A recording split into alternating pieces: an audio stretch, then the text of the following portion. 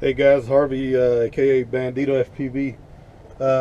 I'm just doing a quick maiden flight of the DARKO 220. This is the Stretch X version. Just kind of give you a quick look at it. This is probably a really fun build that rocking a bunch of new stuff that I have never run before on this one here. I'm running the emax lite spec motors, either the 2550 kV. I'll just tell you a little bit about the motors and ESCs, but ESC I'm running the SpeedX 30 amp. These are the ES model ones, they're 4 to 6S, I think. I am running the axiel, a little stubby antenna. I'm running the maytek VTX on it right now, and I think I'm running only like 25 milliwatts. So I'm gonna be running out here in this kind of open bunch of trees and stuff around. I'm not really gonna get really hard on this one just because I would hate to destroy. This field is notorious with me as far as destroying quads. Every time I come out here, I tear one up. But I am running the runcam, the mini, not the micro, but the mini Swift. I'm running the Joshua Bardwell F4 board in here. Never run that before, so a lot of the stuff I'm putting in here is new. Stuff I've never run. Like I've never run these emax. I run emax, but I haven't never run the lite spec yet. So I'm really kind of excited to check that out. I'm also running the new. Well, to me it's new. It's the GoPro Session 5 instead of the 4. I had the Session 4 for the longest time. That's a trooper because it took a lot of beatings. Never broke anything on that thing yet. Not even a lens, nothing, the glass or nothing. So I knock on wood. Too bad. Well, I'm gonna have to knock on one of these trees because there ain't no wood around. But I'm gonna run the Session 5, but I decided to put it in this mount just in case I take a tumble in it, and I don't want to destroy my brand new Session 5. I hadn't even recorded anything with it yet. So other than that, I'm running running on 4S, and I'm running these Turnigy. These are the HV, the bolts. I'm running the 1000 just because I want something a little lighter than a 1300 for the Maiden. Anyway, that's pretty much about it. There's not much else to tell you about it. Maybe that angle might be a little bit high, which I may have to bring it down just a hair. But anyway, I'm running the Gym Fan 50, 51, 52s, I think. These are the flash for the Maiden. So anyway, we'll give it hell and see what happens, and hopefully she's all in one piece.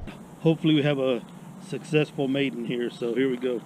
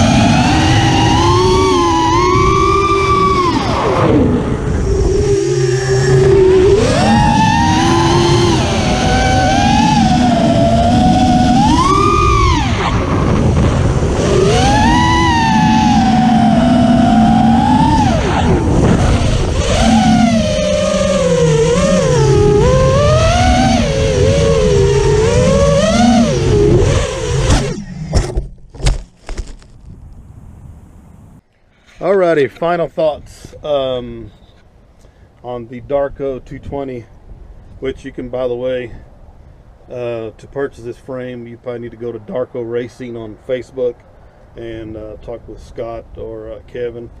Them guys will get you fixed up with one of these here. Cost is around $100, somewhere in there. I will tell you that it handles really, really well.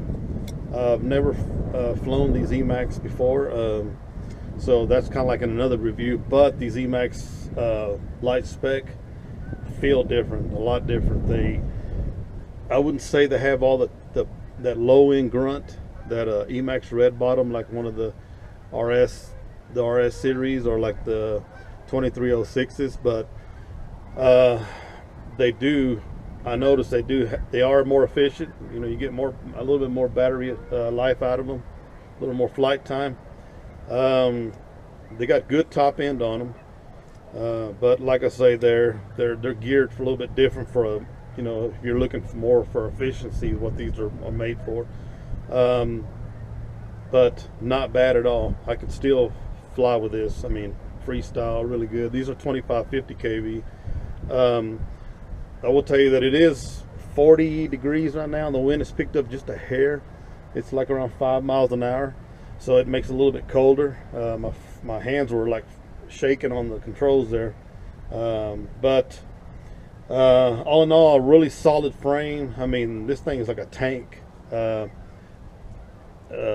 Shout out, like I say, it goes out to Andrew Mendez, who turned me onto this frame. He's one of the pilots up there on the H Squadron on Houston, and that I mean, he races a lot here in Texas, but he's a Lubbock native, and he's, you know, he kind of grew up here. So but he come and flew down here with us not that long ago, so that's where I first saw this frame, and I thought it was awesome because it took some beating out here. I mean, he hit gates with it and everything else, and that frame never, I mean, I think he changed a few props, and that was about it. But it protects everything really well. There's some tuning issues with it that I need to fix. It doesn't like this GoPro on there, I will say that. The build comes in at right about 324 grams without the GoPro on it. So it's not really heavy. It's not that bad. I mean, I think it's that's pretty for having these big, almost like 4 or 5 mil side plates. I mean, look at it, you can tell how thick those things are. It's got a 4 mil, I think, uniframe. It is a solid piece, but from everybody that I talked to that owns one of these, very few have ever broken. So I'm sure that you'll break anything if you slam it into something. But for what I use it out here for, I mean, it's a stout frame. I love this frame. I mean, it's heavy duty. You know, it's made to crash and take a beating and keep on going. So anyway, really, like I say, it's not a speed demon, because, you know, like I say, I didn't build this with these motors, this combination, to be really super fast, but it can compete in races. You know what I'm saying? It's maybe some short tracks. I wouldn't say like where you got a lot of open space. These 2550 emax, these light spec, they're kind of geared for a different crowd. More, I would consider more like freestyle motor. But anyway, this is a brand new build, and if you have any questions, leave them down in the comments. Like I say, it is cold. It's Friday, and I'm going home now. But anyway, thanks for watching, and like and subscribe, and talk to y'all guys later.